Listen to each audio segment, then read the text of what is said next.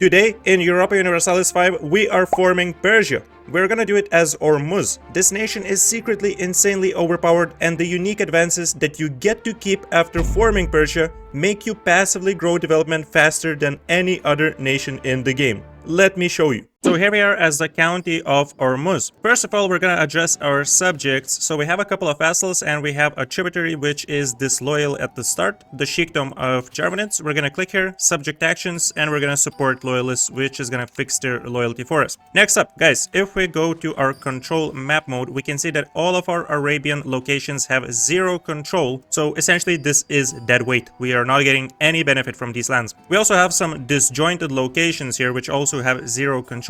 So what we're gonna do is go to our diplomacy, relations, and we're gonna create a bunch of custom subjects. Let's go release one in Ram Hormuz, make him a vassal, grant him a leader, and we're gonna do the same in Muscat and Al-Hassa as well.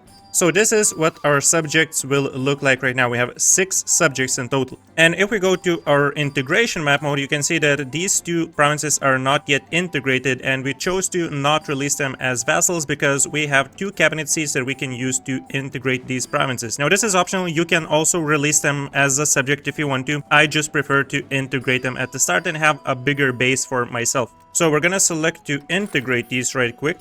And because integrating is a military action, you want to assign cabinet members with the highest possible military skill. And sometimes you will have characters that have the efficient administrator trait as well, which is just perfect. If you can get these, this is absolutely amazing because it will increase their efficiency by 25%. Obviously, if you want to get as lucky as me, you can restart multiple times if you want to. I totally didn't restart 3 times until I got some decent advisors. Totally didn't. So alright, this is what our cabinet is going to look like, and we're also gonna make the youngest guy here head of the cabinet by paying a little bit of additional ducats, and this is gonna give him 25% boost for integration. Let's move on to our research. We're gonna go with organized religion into guilds. We can skip the institution growth because we're not gonna get any institutions anytime soon as we're very far away from Italy and Germany. So we're gonna go with cost of purchasing food. Let's go with diplo capacity, and we can go with tolerance of true faith as well, so our pops can be a little bit more happy. Okay, we're gonna return to this window later on.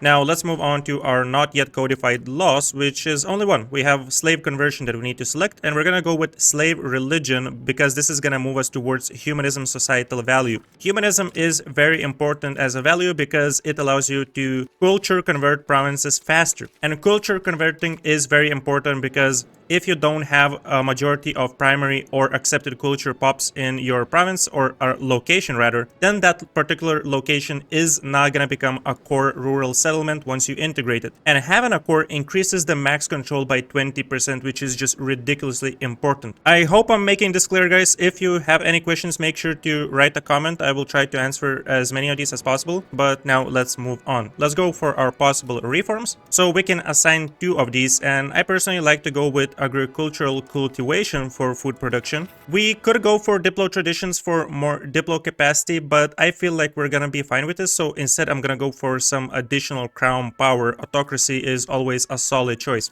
Now, when it comes to privileges, let's go to the burghers, and I like to select urban development grants as early as possible for the passive monthly development. And this is not the only passive development that we're gonna get in this campaign, guys. This is gonna be absolutely great. So let's go with this. I'm gonna select a little bit of centralization for Ulema. Also, guys, I want to point out that we have the communal lands privilege for the commoners. This is probably one of the worst privileges because it increases the progress to decentralization by 0.20, which is a massive change. So we're actually gonna pay 20 stability to revoke this. We're gonna upset the estate. They're gonna lose 40% estate satisfaction. So we're down to just 7%, which is horrible. Usually what we want to do after revoking a privilege is granting a different privilege because it would give you a bit of loyalty. For example, if we were to grant like fewer levies, let's say we're going to get 15% loyalty. But the problem is that I don't like any of these privileges. I would rather not grant any of them. So instead what we're gonna do is just bribe the estate a couple of times by paying some ducats, and we're gonna restore this to at least 25% loyalty, which means we will still get the levies from this estate if we raise them.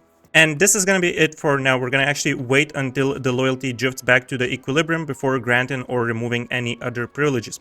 Now, if we go to our societal values, we can see that we only have 0.17 push towards decentralization. We want to get centralization as fast as we can. So essentially, to get the change, we're pretty much going to have to change a couple of laws and we're going to be golden. I really like that we already have a push for innovativeness, and we will certainly need to work on humanism because we have a massive push for spiritualism. Traditional economy is also something that I would like to switch to capital economy over time, so we can actually go to our production window and we can switch our employment system by paying 10 stability. We can go for most profitable first, which is going to give us 0.10 progress towards capital economy. So this way we already are drifting towards the other side. Okay, we can select our rival, and that's going to be Oman first. Oman actually has a body religion, which means we can begin building spy network on these guys, and once we have 20 spy network, we can fabricate a religious claim on them. Speaking of claims, guys, we are going to form Persia in this run, and we're gonna have to get 242 locations in the Persian region, which is definitely quite a lot, isn't it? We only have 13 right now.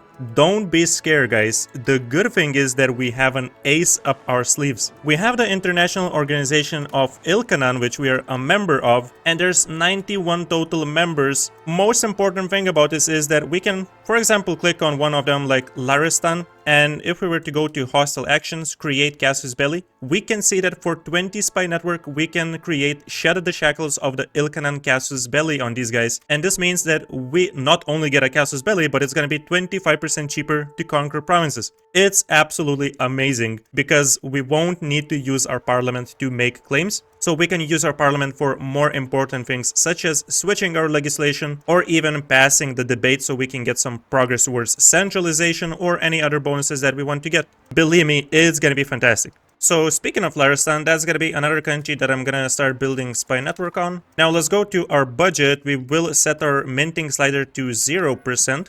We're gonna automate our taxes for the estates. Let's max out on our legitimacy investment, and we can get a little bit of stability investment as well. Let's leave it at like 0.40 for now. I'm also gonna reduce the fort maintenance and disable the automation for that. And we can adjust the diplo slider so that we have like 0 diplomats. It doesn't really need to be like a huge surplus at the beginning. So actually 15 is gonna be fine right now. This is something that you wanna switch throughout the campaign. When you like have less subjects, you might wanna invest less in diplomatic spending. For the actual automation, I'm gonna enable trade for now. I'm gonna enable close and open buildings, subsidized buildings. We're gonna leave production methods on as well. And I'm also gonna enable replacing generals and admirals. And that's gonna be it for my setup. This is very subjective. You can enable whatever you like. We actually have some possible religious actions, and we could study Islamic texts. This means that our societal value would change by 5 towards jurisprudence, and we would get for 5 years the modifier of Islamic jurisprudence studies, which would increase our stability investment, tolerance of true faith, and also progress towards traditionalist. I actually do like to get this in early game for the stability investment pretty much. And yeah, as we have the Sunni religion, we also have religious modifiers. We have the school of Hanafi, which increases our max literacy for clergy, which is nice because it contributes towards us getting more research. And we also have religious figures mechanics, so later on we will be able to invite one of these guys, which offer different bonuses. Actually, you know what, guys? We're gonna be raising our diplo spending. Let's go with like 25 right now, or 26. This is gonna give us more diplomats, and we're gonna begin integrating some of our subjects, such as the tribe of Fal. It's a very tiny subject, and it's one of the starting ones, so if we start annexation, it's gonna take a very short time. We're gonna have a lot of subjects in this campaign, so we kind of want to periodically annex some of them so that we don't exceed our diplo capacity. Alright, we have 20 spy network in Oman, so we can go ahead and create Cleanse Heresy Casus Belli, and we can immediately cancel the diplomat. We're gonna do the same thing with our other boy over here, although the claim is gonna be Shed the Shackles. And we have a bit of money, guys, so we can start building some stuff. Let's actually go with some tailor guilds, because these are gonna be very profitable. So I'm gonna build one in our capital in Hormuz, and once we get a bit of money, we're gonna continue building more of these. So we just integrated Fal, and because they have Farsi culture, this is already a fully cored town, which is fantastic. We're gonna start integrating Jask as well very shortly, but this is gonna be a little bit different because they have a different culture. They have a Baloch culture, so we're gonna have to culture convert this or accept Baloch.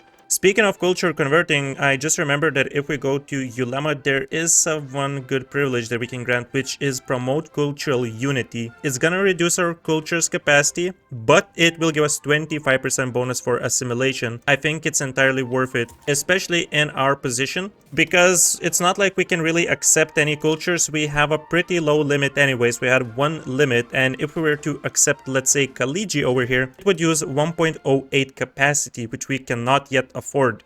I'm also gonna go with max literacy privilege here as well.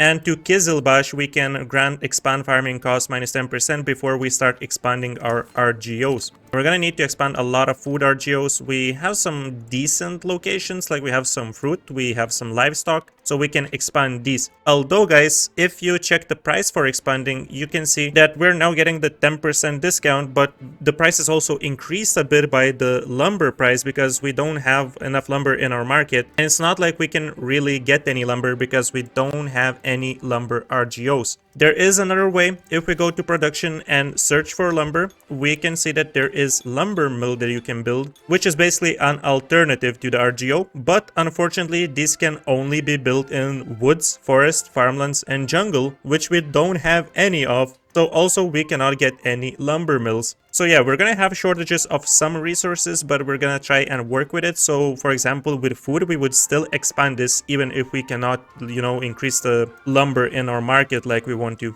This is also kind of why I like agricultural cultivation for a country like Ormus, because it's gonna increase the food production and we have to expand less RGOs this way. So we kind of save a lot of money.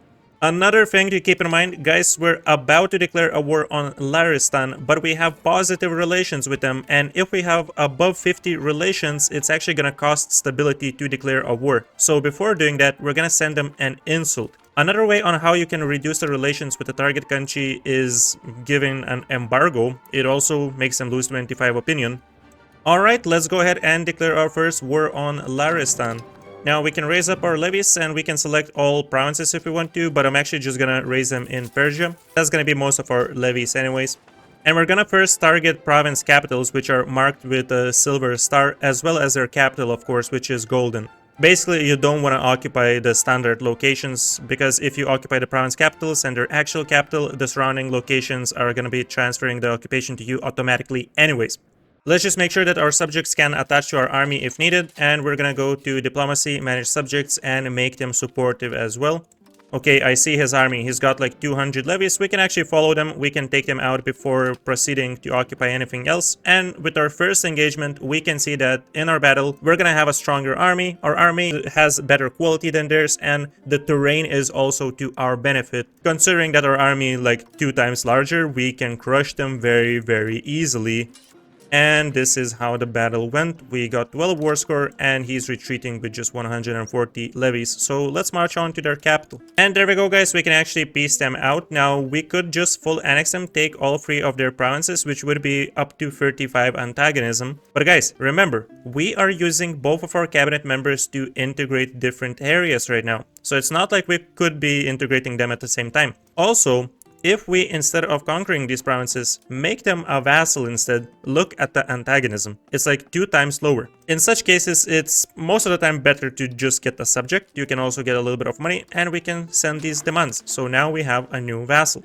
Don't need to worry about integrating them. We can just improve relations. We will have up to 150 relations, and we can integrate them after 10 years. Alright, so this is perfect. Now, we have a council. Okay, so we're gonna select our capital, and this time I'm gonna go with the option with the highest percentage. So let's say increase ties to neighbors.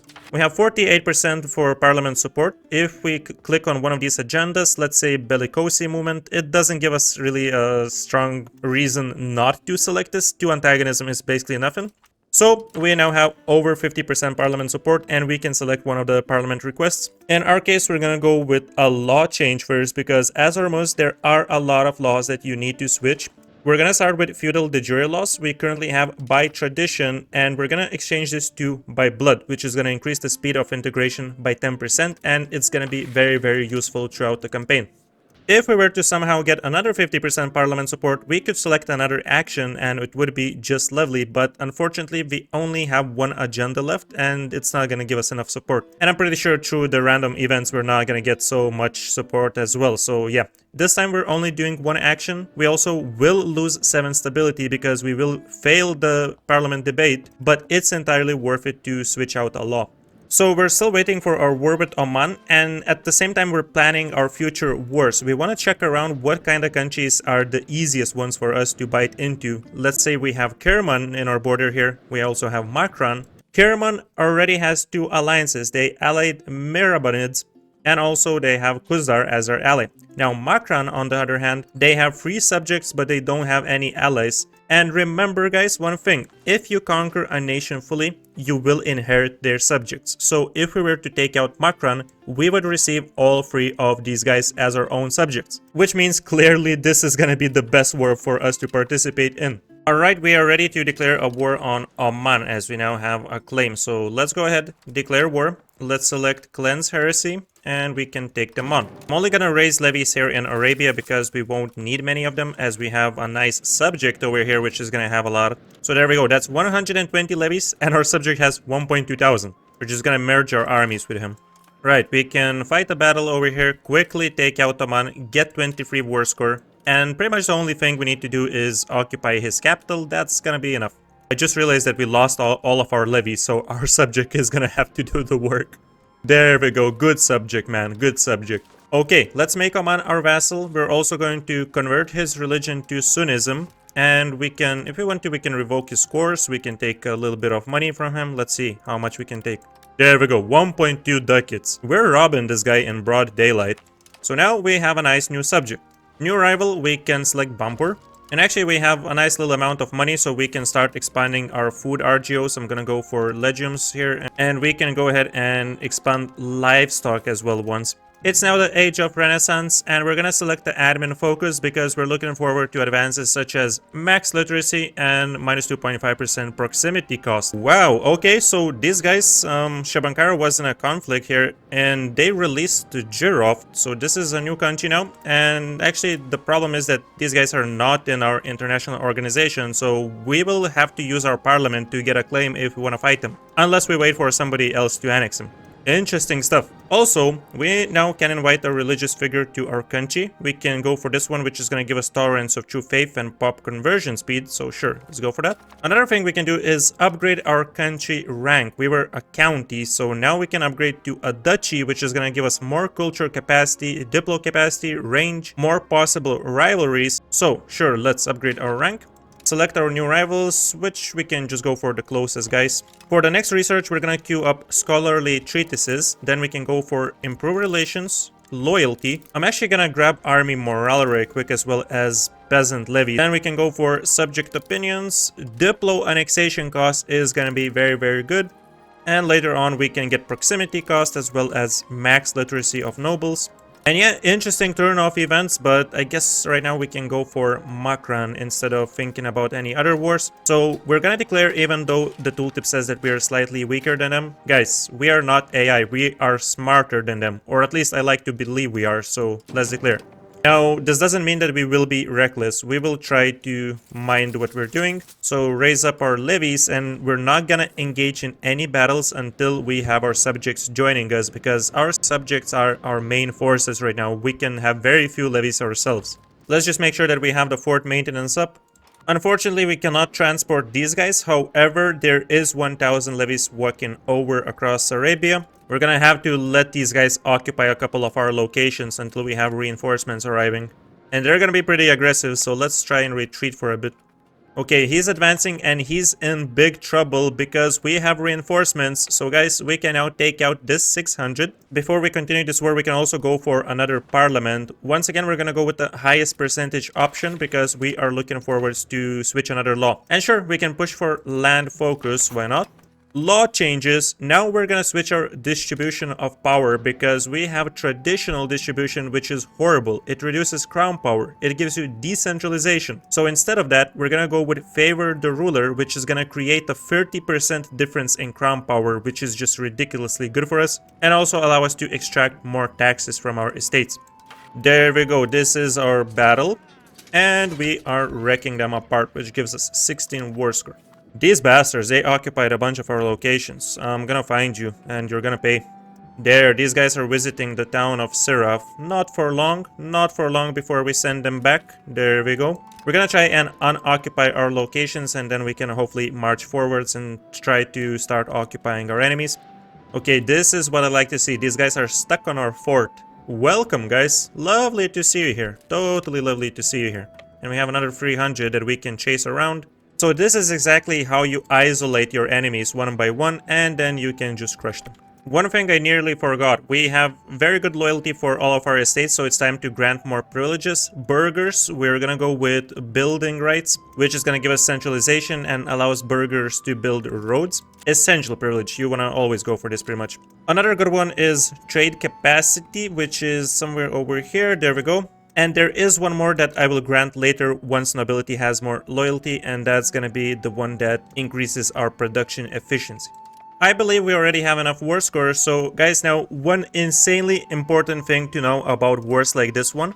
Right, we could make Makran our vassal. This would be less antagonism, only up to 40. But this would mean that we would get Makran and he would still have his own subjects. So he would eventually integrate his subjects, and once we would be ready to integrate Makran itself, it would be massive. It would be insanely difficult for us to integrate them. So instead what we're gonna do, we're not gonna vassalize him and we're going to fully annex him.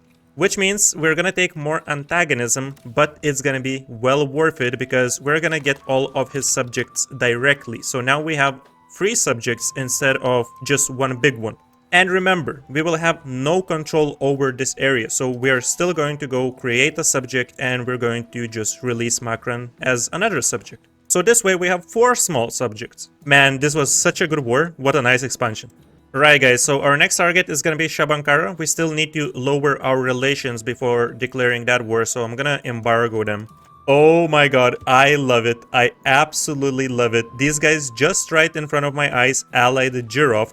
So we cannot make Jarwanids co-belligerent in this war, otherwise we're gonna bring in Inuits and this would be a disaster. That would be way too big of a deal for us to handle. But we can fight Jarwanids without them being co-belligerent and we can still full annex them. It's gonna be like a little bit more antagonism. It's not gonna be a big deal. This is gonna be another super important war for us to assert our dominance in Persia. I actually think that we're probably gonna skip out on Muzaffarids. I'm probably not even going to like occupy them or anything. I'm not gonna conquer their lands because already if we're gonna take these 2 countries, it's gonna be a little bit of antagonism and it's also gonna be 2 more subjects, right? We already have 10 subjects, so yeah, it's probably right about time that we cut down on these. So let's go, guys. Declare war. And we're probably gonna try and do the same thing like we did in our previous war. We're gonna try and wait until we combine our forces with our subjects before engaging. Unless we can like catch one of these guys off guard. And this is what I meant by catch off guard. We have 200 units over here that we can probably catch. Oh, he's fast. You fast, boy. But you cannot escape forever. There we go. Nice little reinforcement. And you can get the hell off my fort. Speaking of forts, looks like this guy doesn't have any, which is very nice for us. We can occupy him super quickly. Now the only problem is, remember guys, we cannot separately piece these countries out unless 12 months have passed since the beginning of the war. So it doesn't work exactly like in EU4 where you could just occupy your enemy allies immediately and get them out. We can still fully occupy them, but we will have to wait until we can piece them out and we will focus on the other enemies. Obviously, the main benefit of occupying your enemy's allies first is that they won't be able to raise any more levies, so the rest of the war is going to be easier. The Black Death has spawned in the Golden Horde. Well, guys, the good thing is that it's not really gonna affect us that much in this run, at least from what I've tried in a trial run. It didn't do much. I didn't even have any hospitals. It doesn't seem to affect Arabia that hard. Arabia and Persia. Wait a moment, Jarwanids is still alive. Alright, so that's pretty good because they are Tengri, so we don't need to worry about claims. We can make our religious claim even if they're not in our international organization. Just need to build some spy network on these boys. Gonna be a different situation with Fars though because they are Sunni. Okay, so I'm just gonna grab Jarwanids as our newest vassal. 43 antagonism even if they're not co-belligerent. Guys, this is nothing. There we go. Thank you very much and welcome to our empire. And actually, we don't even need to mess with Muzaffarids. We can already vassalize Çetinkaya as well, so might as well do that. There we go, another vassal. Look at the diplomacy map mode, guys. How much we have expanded. It's been like only a few years since it's out of the game. I'm loving this so far. We just lost one of our cabinet members, and holy giga chad. Look at these two fellas right here. One of them has 100 mil stats. Welcome. Yeah. So yeah, that happened. He kind of passed away like 1 month later. Good thing that we have two of them. And this is what happens with the Black Death. It kind of just passes right across us. It doesn't hit us. So we don't need to bother to like lose 10 legitimacy. I think this is kind of a trap. You don't want to do this. Alright, we have another parliament. Now we could actually go for a claim on Fars. I don't think it's going to be that important. It would be more important for us to continue switching our laws. So let's try and continue doing that. It's actually a question if we can pass this. Let's see. We can get some aristocratic support and we can go for... Okay, we can get 50% support, so that's good. I really want to switch out Royal Court Customs and go for Itinerant Court, which gives you 10% proximity cost through land reduction. This is absolutely massive, but you have to remember that it will give you decentralization. So, at our current state, we need more progress towards centralization. We cannot really afford to have that, which means we have to delay getting that law. We need to go for something else. And that something else, in my case, is going to be noble levies, because it's going to increase our levy combat efficiency, another important step. Oh, interesting. Okay, so at this point, Kerman is a vassal of Karan. I see. We might need to do something about it. Good news, guys, we finished integrating one of our provinces. Now, the bad news is that these provinces are gonna be with 5% max control additionally, because they're only integrated as they don't have our culture. But we actually have some more space for accepted cultures now. We have 1.2. So we're gonna be just fine if we promote the Khaliji culture. Boom. We use 1.01 out of the current 1.2. And because the culture is now accepted, it will act just like the primary culture, which means some of these locations are now fully cored and offer us more control. We're gonna use the assimilate pops into our culture action to convert the rest of the pops here to Farsi culture, so let's select this province anyways. Alright guys, so our market capacity is so low right now, it is definitely time for us to build up some marketplaces, which is exactly what we're gonna do right now.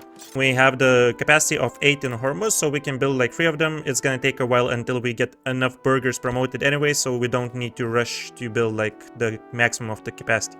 Gonna do a quick war against Jarwanids. That's a tiny province that we will probably grant to our vassal, or we can also release them as a separate one. The second province has been fully integrated, so we're also gonna use the convert culture action now, and we're gonna convert it as well.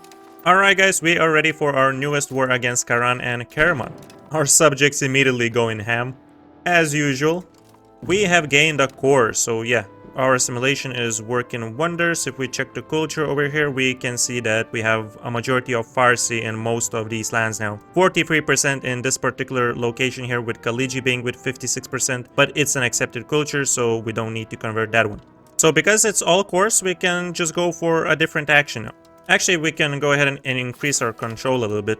All this time we have been improving our relations with our subjects, and now we can start integrating some of them. I'm gonna start with the closest ones, such as Laristan. And this is what our control looks like right now, guys. We have increased our control in the Arabian provinces. Looks good, our economy is growing. Nobody wants a royal marriage. Alright then, no problem. We can actually go and marry a noble instead, sure. Let's marry this one. Keep our dynasty going. Our heir currently has balanced education. I'm actually gonna go for Diplo education because I want him to have higher Diplo stats, as we're gonna be using the assimilation cabinet action a lot of times. So yeah, that's gonna help us. 70 antagonism. Who is mad about it? The only nation that is mad is Karan, which is the nation that we're annexing. Oh my god, I love this. This is so juicy, boys. This is so juicy. Now we have this, and we have Kerman. This was a pretty big nation, so when we're gonna go to our diplomacy and release a new subject, we're not gonna go for a historical one because we want to make this smaller. We don't want to grant him all of these lands. So we're gonna create like 3 subjects out of these lands. There we go, guys. We're gonna have something like that. Let's select a couple of new rivals because there's actually a very few big countries now around us. Alright, guys, now it's time for us to chill a little bit with our expansion. We're gonna use our parliament this time, not to switch any laws, not to get any claim done, but we're actually gonna let this pass because expand gravel road network is a very good one. It offers you +10 centralization. And speaking of centralization, we're actually gonna use one of our cabinet members to push for that value now, so that we can get on the other side finally, because right now we're not getting any of these amazing benefits, which is crown power and proximity cost reduction. Apparently, our vassal Shabankara diplo-vassalized Fars. We won't need to fight them. Alright then. This is actually very good. I wish we could diplo-vassalize someone, but if we were to do it on a country like Muzaffarids, they don't really want to become our vassals. They have minus 132 reasons. But yeah, Muzaffarids definitely another nation that we're gonna be taking out in the near future, so might as well start building up some spy network. Interesting. Okay, Raj of Sama declared war upon our county of Kutay Suleiman. This is actually insanely weird, guys. We just got declared on by the country of Sama, which is a very strong country because if we hover this over, we can see their strength evaluation, and ours is 0.98 when it comes to army because we can raise 800 levies, and theirs is 11.76 because they can raise 11,000. So safe to say we are not winning this war, but what puzzles me the most is the way they declared it. They declared it on this location, which is a secessionist state of county of Makran, of our subject. There's actually nothing that we can do about this as far as I'm concerned. And if we go to the war window and sue for peace, offer tribute, it's not like we can give this state up anyways. This just says invalid target, and it's not like it shows any kind of other information. So this might actually be a bug, I'm not sure. But yeah, it's very annoying because otherwise these guys wouldn't have declared on us, I'm pretty sure. But they declared on this state right here. So what we're gonna do to bypass this is still offer tribute. And we're gonna select toggle country treaties. This is the power of Ormus, guys. We can exempt countries from sound tolls, because if we go to our market window here, we can see that we have this sound toll over here. Basically, it allows us to collect trade income. And with us exempting one country, that's not gonna hurt us. And we can actually finish this war immediately like that. So there we go. Now, I'm not sure if this is gonna be a long-way solution. I'm probably gonna try and improve relations with these guys, so hopefully they're not gonna do something like that in the future. But yeah, this sucks a lot. I'm not sure what we can even do about this county. Apparently they are secessionists, and apparently they want to join Makran, but how they're gonna do it, I am not sure. Nice, we just got a 10% Diplo annexation bonus, and it kind of reminded me that we can speed up the integration of our current subject by quite a bit, and I'm gonna show you how. So guys, right now you can see we're getting 1.23 integration. This is because of the base 1 and because of Farsi culture influence. If we go to the cultures map mode, we can see that they have some Farsi provinces over here, Farsi locations rather. And if we go to diplomacy and manage subjects and find Laristan, we can see that they have 95 loyalty. There is a specific action that we can take on them. So if we go over here to subject actions, we can seize territory. Now this is gonna cost 20 liberty desire. As long as they have above 50, we're gonna be good. So actually, first I'm gonna go ahead and cancel these diplomats because we're gonna need a lot of those. I'm gonna start seizing territory, and we're specifically gonna take the Farsi provinces. So Finn, probably Travis Scott's favorite location over here. Finn is now considered our core because it has our culture. So that is very, very good for us, and we're gonna continue seizing. Now I'm also gonna support their loyalists because it's gonna give them a little bit more loyalty, and this will allow us to seize the third province. And check this out, guys. Now we have reduced them in size. Immediately we only need 72 progress to integrate them, and the annexation progress is impacted by another 126% because they are much smaller than us. So if you have a lot of subject loyalty, this is one of the best things you can do about the integration of subjects, especially if they have locations with your primary or accepted culture, because you can take these and have these as your core immediately, which means they will have good control. The location of Finn that we just took recently already has maximum control of 23%. And as such, we have another subject integrated into our country. Next, we're gonna go with Jiroft because also they have our culture. So that's gonna be a very good subject to take. And we're gonna do the same thing. We're gonna seize lands from them.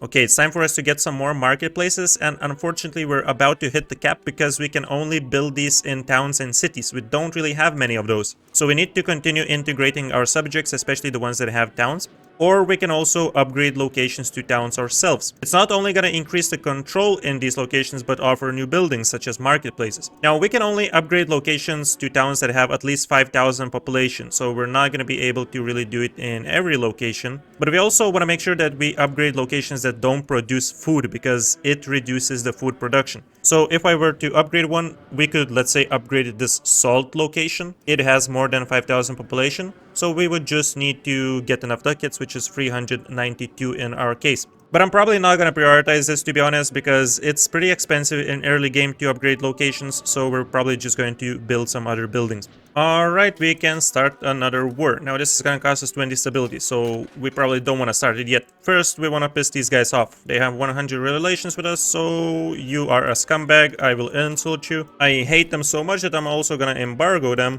Now this is what we're talking about. Now we can start a nice little war. Look at this, guys. The end of the Black Death, and it took no population from us. I think we lost like 100 or less pops. I believe, yeah, we did have it a little bit in Hormuz, but it pretty much immediately disappeared. So yeah, good stuff, I suppose. Dude, our subjects are the best. I'm loving this. Look at that. They occupy pretty much all of Jarwanids, and we are taking the fort at the same time, and also have some subjects joining us for that, so we don't get totally wiped out. We can queue up some new research. We're gonna go with expected cost of court reduction. It's gonna save us a lot of money. Also monthly legitimacy. Even though we're maxed out, I believe it's gonna help us out in the long run. Maximum RGO size is always nice. And we have this war over, so we have a couple of new subjects. Now, yeah, they are absolutely massive, so we're gonna have to seize territory probably a few times from these guys. But hey, isn't that a nice empire that we got going on? Just got a couple of rebels to deal with right quick.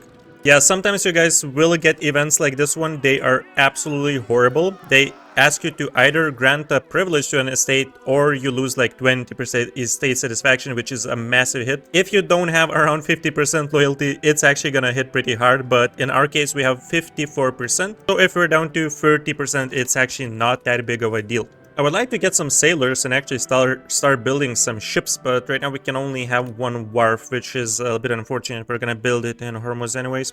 So it would take us 210 progress to annex Jurov. We do have nice progress because of dominant culture. However, we're still gonna seize some territories, and we're gonna make it much quicker. So we actually seized a gold location from them. We now have access directly to gold, so I'm gonna start expanding this RGO. And because we own such a location, we can codify a precious metal distribution law. So gold is not very easy to access, is it? Like, we have a few locations here in Arabia, that's like 4 locations here. And around us, there's pretty much no gold. Like, there's a couple in India, there's one over here. It's gonna be best if we don't export this, because there's gonna be a lot of countries that need it. And we will need it ourselves, so we will rather go for ban of export, get a little bit more money from minting, and we're gonna ban exports of gold and silver this way. More humanism, so we will switch our law to any religion for the heir's religion. More progress towards humanism by 0.10 sounds amazing. Now let's check our values. Okay, we got a nice push towards centralization going. We still have 0.17 towards spiritualism, so that's gonna help a bit. Capital economy is also looking good. I really want to push for this because at maximum it's going to reduce the buildings cost by 10% and production efficiency 20% is actually pretty insane. We're probably going to stick with land because, yeah, naval is good when you have like a lot of coastal provinces, but we're forming Persia, like we're expanding upwards and we're going to have a lot of land. So eventually we're probably going to move our capital to like a central location, and it's actually very, very beneficial for us to stick with the land modifier. Don't you love these comments? Because I sure do. I think it's time that we get some libraries going on for additional institution spread, guys. So I'm actually gonna build 4 of these. And we're probably gonna need more scriptoriums. So yeah, we're gonna queue some of these up as well. We have a nice amount of clerics available, so they're immediately gonna get employed. Speaking of institution spread, if we check our map mode for institutions in Hormuz, we're getting a very, very slight increase for professional armies, and we can increase it. If we go to our economy, markets, let's use all of our trade capacity manually. So I'm actually gonna switch off the automatic trade, and we can see here suggested imports. But before checking this, we can also check the institution map mode and see where the institutions are spread. So for example, we have this location over here that is soon going to have professional armies in like a couple of months. We have some locations over here in Yemen that already have professional armies. So if we go back to the markets map mode, we can see that this is the Adan market. And if we go to our trade, we can start importing some stuff from Adan. Let's say we can import some incense, maybe we can get some coffee or something. So let's get a little bit of coffee going. Import some incense, sure. It looks like we can make some decent money by exporting some furniture for them. So now check this out. We're using pretty much all of our capacity, and if we go back to the institutions map mode, we will be able to track the spread, which is now 0.16 instead of what we had, like basically nothing. So of course it's not gonna be an immediate like institution growth, but it's still gonna get here over time. At least it's gonna get here. And as expected, we need more books, so we're gonna build more and more scriptoriums. Books needed, my lord. My boy once again has good loyalty. Jarwanids, I heard you wanna give us some more land. Oh, we don't have diplomats. Okay, that's a little bit of a problem. Alright guys, now that we have this precious gold being expanded, we can definitely get some more jeweler guilds because it's gonna be very productive. So let's get some in Ormus going. Every time we have a parliament, I'm gonna try and go for the Gravel Road Network one if possible, if the debate is here, because it's gonna allow us to push for centralization even past our limit. So you can say that we cannot push further than 3.69 towards centralization at our current level, but we can do it with the help of parliament, so we're gonna do it every time we can. Plus 10 centralization, how nice. We already have 24 push, so we're getting plus 12% crown power and also minus 2.4% proximity cost. Our crown power is looking a little bit better than it was at the start of the campaign. We are very close to 25. The control is not that strong, but at least it's not nothing, like we are doing something, right? Not gonna lie, I almost forgot that we had this claim on Indrids. We will have to start a war, otherwise we're gonna lose the claim. Don't want this to happen. So yeah, we're in a good position to fight them, guys, because they are much weaker compared to us. We just need to, once again, fix the, I believe, relation. No, we have good relations. Let's go, Indrids. You're going down. You like it or not, you belong to us. We're gonna take all of your stuff. We can raise some naval levies, so I'm actually gonna raise them so that we can transport these boys from Arabia. Okay, subjects, hey, chill, bro. You don't need to demolish them that hard. He's got 3,000 levies. That's nothing. We're gonna destroy him. Look at our beautiful army here. Oh, he's got another 1,000 sieging. Okay. Okay, since he's avoiding us that hard, let's go after this 1.6k. We can stop the siege right quick. Let's see how hard we can beat them up. Boom. That's 6 war score. Get out. And there we finally have the main course. Look at this coward, man. Already retreating. Looking into our research tree, there's still so many important researches that we need to do for the Age of Renaissance here before we unlock any institutions. We actually have some special advances just by playing in Asia, such as Source of Knowledge, which increases monthly research progress. So I'm gonna push for this first. It's gonna take 10 researches to reach this. I suppose afterwards we can go for efficiency of the cabinet, and afterwards let's take institution growth. We're gonna have the most important stuff. We're gonna take institution growth so we can work more towards unlocking other institutions. But yet there is a lot of very cool stuff unique to Asian countries. Actually really interesting stuff. Pop food consumption is unique to Islam religion, so that's also very valuable. Look at how close we are to making Indrids become our vassal, guys, but we probably don't want to get such a huge vassal anyway, so yeah, anyways, we're gonna skip out on that. I'm probably gonna steal Kunj as a vassal, and we can take like some territories and just release a bunch of vassals ourselves. And this is how big of a coalition we would be looking at if we took half of their country. It includes the vassal of Kunj. It includes some other vassals, like Hazarapists are a vassal of Jarwanids, so it's not like they're gonna do much. It's pretty much only vassals. Yeah, I think we're good. I think we are good, guys. Just, you know, just a little half of their country. There we go, we distributed everything to our brand new subjects and our vassal empire grows. Even though we have been annexing our subjects, we still have 22 of them right now. So yeah, this is a good example of bad buildings that estates build. We have a parliament agenda to address burgher mansion complaints, and this would make us destroy a couple of burgher mansions, which are a building that increase the local burghers' power and also food consumption. There are no benefits from this to us, so yeah, we're pretty much gonna select this. Alright, we just got some additional culture's capacity, so we're gonna make Omani our tolerated culture. It's not gonna help us score the locations, but it's gonna increase the satisfaction for the pops at least. It's always a good thing to use up all of your available culture's capacity. And I suppose we can promote a Chomi. We can make this actually an accepted culture because we have enough capacity. And Baluchi can be tolerated. Oh no, we exceed the capacity by 0. We actually got some additional cores now, so that's good. Well, our burghers are not really building many roads right now, so I'm gonna take this into our own hands for a little bit, build at least a few roads. Not gonna do too many because we don't have lumber. We don't have enough lumber in our market, so it's a bit expensive. There are actually still some laws that I want to switch. We had limited censorship, so we're going to go with no censorship for a push towards humanism. And this is also going to help for more innovativeness, so we get basically 2 birds with 1 stone. Now guys, the good thing is that we already have professional army institution in our capital, so it's going to start spreading to the nearby areas, and we're getting like 1% per month, which is a very good expansion, so we're going to have it soon. The current spread already amounts to 11%. Guys, so we currently have very high stability, and what we're going to do is remove the automation on nobility tax, and we're gonna reduce this, which is gonna increase the equilibrium to nearly 60%. Once we reach 60, then we will remove the mercenary privilege, because we're not going to be restoring our loyalty by granting another privilege. If we grant this one, which we're aiming to grant, it's not going to give additional loyalty. So at least this way, we're going to be at 20%. We will be bribing them once, and we will restore it to 30. Hey, there we go. Our boys are building some roads. Let's go. That's what I'm looking for. Keep building these.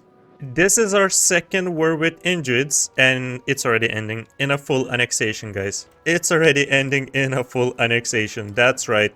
Thank you very much. We are down to 19 subjects, which is way too low of an amount, so we're gonna create 1 million more. Oh my, what is this, man? A horde of peasants. Apparently this is ruled by a regent. I'm not sure how this happened, but this is wild. The scariest horde in EU5, peasants. And guys, we actually have very high satisfaction for the nobility now, so let's go ahead and revoke the scrap. Boom. Now we're gonna get the amazing privilege that's going to boost up our army by quite a bit. I'm just gonna quickly take a couple of loans so we can bribe these guys, and we're gonna aim to just repay these loans as soon as possible, because yeah, it will reduce our crown power for a bit. Considering our position, I think it's actually pretty early for us to have access to professional armies. It's 1396. I'm still gonna wait a little bit on further spread because it's not a rush for us. We still have queued up some research that I want to finish, so we're gonna get it shortly. Also, as you can see, we are doing some nice progress towards annexing our subjects, and our borders are expanding. Currently, excluding our subjects, we have 66 locations in Persia, and of course, with our subjects, that's gonna be a much higher number. We're continuing to annex them. We are currently annexing a couple, and we're gonna continue with these little subjects over here because we first prioritize the ones with Farsi culture. Alright guys, so we still have aristocratic court, which we are now going to switch to itinerant court, even though it will give us decentralization. We simply don't care about this anymore. We still will have a little bit of progress towards centralization, which is all we need because we cannot push further except for like random events that we can get or the parliament. So having itinerant court is gonna be so good because of the proximity cost reduction. Oh my boy, there we go. We have the Timurid Sultanate. Thankfully, we're only slightly weaker than them currently. This is my first proper campaign in the Persian region, so interested to see what they do. In my Lithuania campaign, I don't even remember if there were Timurids because I certainly didn't notice them. I also kind of want to discuss wars a little bit now since we're in the 1400s. We're probably not gonna fight any wars for a few years at least, because our only target pretty much right now would be Gurjan, which is still a little bit stronger than us, so we don't really need to rush for it. For now, our focus is economy and consolidating the areas that we already control. And speaking about control, this is our current control map mode. Doesn't look that bad, does it? We actually managed to build quite a few roads as well, and with itinerant court it's gonna be even better. No, I wasn't paying attention. Where did the peasants go? Oh, that's so unfortunate, they got annexed. Now this is gonna be a big annexation. We're now annexing Muzaffarid, so it requires 560 progress, but it's still very fast because Farsi is the dominant culture. And of course, we're gonna slightly bite them, so we will take a few provinces here and there. Yeah, so I wanted to do promote urbanization this time with our parliament, but unfortunately it would promote Kunj as a town, and that is a wheat location, so yeah, we kind of don't want to upgrade that one. Not many good debates here, might as well go for like a castle works, I suppose, one. And we could use this to get a claim, so maybe I will cancel the tributary of Jarwanids, and we could probably just take this as our direct vassal.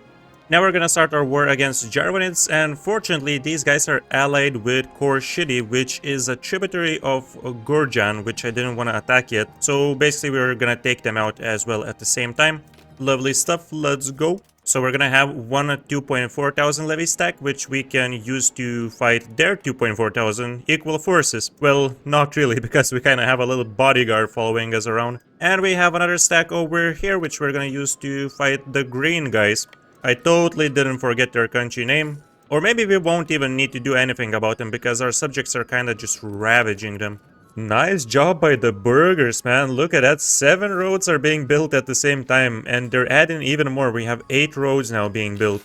Now this is solid work by these guys. Dude, our estates are popping off right now. Look at the right side of the screen. We have like, what, 15 gravel roads being built at the same time? This is crazy and crazy good. So this is what our roads are gonna look like now. These are the blue ones are where it's currently being built, so we can contribute to this a little bit. We can fill in the gaps as well. Pop off burgers, let's go. We just unlocked our recruitment law, so now we can go ahead and switch to expanded levies, because this gives you peasant levy size, and I believe this is going to be a lot of levies for us. We're actually making some respectable money right now, so I started switching our locations into towns from rural settlements so that we can get even more max control in these. And we are prioritizing locations that don't produce food, so without food RGOs. Like for example, we can upgrade this location with fiber crops. We can go ahead and do that. These locations already have around 50 control, and by becoming towns they're gonna have even more, so that's gonna be a nice economy boost for us. We are finally getting some banking spread in Hormuz. Just about time. Actually, once again, no rush with that because we have a lot of research that we want to first finish when it comes to professional armies. I think it's pretty cool how we're gonna get plus 10% fort defense since we're playing in Asia. We just did a massive annexation, guys, and this already puts us at 149 locations, so we're getting ever closer to forming Persia. And the food balance in Hormuz market changed by a nice negative amount as well. Apparently these guys were starving. I guess we're back to building some RGOs. Guys, wires can only be built in cities and towns, and if we want to have more of these, we actually need to make more towns in the coastal lands. So that's exactly where we're gonna focus on now. I do desperately want to get a navy, so we can start with locations such as Bandar-i Deir, which is gonna cost us 350 ducats. There we go. In addition to wharfs, we're also starting to build more armories so that we can have a higher manpower pool, because at this point we are starting to hire a professional army. We're not going to have a war just yet, so because we're not really rushing to recruit these guys, we're going to use the additional recruitment method, which gives you a little bit more starting experience, and these units will take less damage. We finally also have the banking institution, so there's going to be some pretty important stuff for us to start researching. Definitely going to need bureaucracy law. And this is, guys, where it gets very interesting because we started playing as Ormus. We have this special little advance over here which gives us 0.002 monthly development, kinda like that privilege from the burghers, and it also affects every single location. So the more locations we have, the better it is. Passive development for the rest of our game. This is why Ormus is one of the best playing tall countries. And to give you a comparison, let's go and check that privilege out. There we go. That privilege, urban development grants, gives 2 times less than what we will have with the advanced. So we will have a passive growth of 0.003 in all of our locations. I think you guys don't realize how good this is. We have been preparing for this war with Gurjan, and we are finally ready to go. We built up a crap ton of forts surrounding our country, especially a lot of forts in these areas that lead to the corridors that separate us between them, because we have a massive wasteland here, but there are a couple of corridors that they could pass. So if they do, they're gonna have to pass through a ton of forts before they can reach anywhere close to our capital. We have built up an army strong of 5,000 regular units, and this includes some artillery as well, so hopefully we will be able to efficiently siege raise him. Right now, if we were to click the form new country window, we can see that we have 195 locations necessary to form Persia. We are still annexing a couple of subjects, and after this war, I'm sure that we will have enough locations to actually form it. So the only thing left for us to do now is to go ahead and start this war. We can see that we are actually slightly weaker than them, but we should be able to win it. Let's make sure to enable our fort maintenance.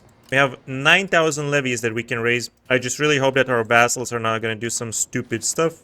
I'm going to try to push him from this direction. So we would take Kom, we would take a couple of provinces, and then go straight for his capital, if all goes well. And hopefully he's going to be stuck on these forts next to the wasteland or somewhere on the Mirabunid side.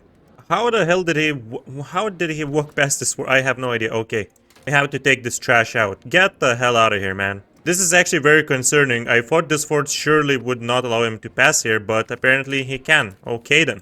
Looks like we will have another big battle here. Oh crap, we're about to lose that. We might need to wait a little bit more for our morale. No, we should be golden with full morale. This is a nice battle for us to win. Okay, at least the other forts are doing work. He's stuck on this minus 21%. He actually abandoned this fort. Yep, this one's really good. He's stuck with 2,500 levies. That's gonna be a very good one again. Right, there we go, another 5 war score. Now I'm just gonna go and push for Kom. After we deal a couple of bodyguards, of course. He just walked into us. He's very brave, but very stupid. Yeah, this is gonna be very annoying. Looks like we will need to build like one more fort in this location because he's just pushing through this direction. The AI is very good at finding flaws, and it's super annoying at the same time. But I guess we cannot really complain, we're just farming him. I think I'm gonna have like 8,000 siege one of the provinces, and with the other 3,000 we're gonna try and hunt down small enemy armies. Because he's also at the same time sieging us on this side, and he's got like 7,000 levies here. So it's not gonna be very big armies here. Okay, so we can actually finish the war now. We're not gonna go with the 100% deal because this is taking a very long time, but this good chunk is gonna be enough for us. Ilkhanate weakened, boom, there we go. We defeated Gurjan, and now we have the formable country available, Persia. Actually, we have just above the necessary locations with 243. I didn't even calculate this, to be honest, but boom, there we go. We can click this, and we can form the Persian Empire. Not only we form Persia, but we immediately get the Empire country rank. Probably the biggest difference between our previous rank and being an empire is that we get +2 cultures capacity and +1 cabinet seat, which is just ridiculously good. So yeah, immediately we can start using our 3rd cabinet seat to continue assimilating provinces. We can go ahead and click one of these provinces. Now, from these new areas that we just conquered, we're gonna have to release a few more subjects because these are not gonna be integrated, of course, and we will have like 0 control over there. But there's gonna be a few issues for us to fix. And check this out, guys. We are getting an event, a new capital in Kazvin. Our capital in Hormuz has been a prime target of many of our rivals. Court fears that if we ever go to war with Egypt, it would take a lot of effort to defend the city. For that reason, many are suggesting that we move the court to Kazvin. So this would be the new location for our capital. I actually don't really like it because it's going to be very far from the center of our empire. I don't think it's a good idea right now, so I'm actually going to stay with Hormuz because we have kind of a base of roads built from there. And eventually we want to switch somewhere in the center. And there we go. We are fixing our balance. As soon as we release our subjects, we no longer lose so much money for purchasing food. Guys, right now, if we click on our capital, we can see how much passive development we're getting. And because we have the investment in Keshem and Hormuz from our H2 unique ability as well as urban development grants in our capital, we're getting 0.0079 passive development, and this is impacted negatively by 33% because it's a desert. So in locations with favorable terrain such as this one in Borazjan, we have 0.0087, even more than in our capital. It's absolutely ridiculous how much development we will be getting now. And I really recommend you guys, if you want to form Persia, start as Hormuz because that ability is absolutely cracked. You're gonna have a lot of fun if you do it this way by releasing a ton of subjects. Imagine, guys, this is only 10 years after the start of EU4. We are rank number 8 great power, and we have all of this with insane passive development. So yeah, guys, this is gonna be it for today's run. I hope you enjoyed it. I really had a lot of fun as Hormuz, and the Persian Empire is absolutely glorious. I do recommend you guys try it out. Leave your thoughts in the comments. Make sure to click like on this video and subscribe if you want to see more. I will see you next time. A big thanks to all the YouTube channel members. You guys are all amazing.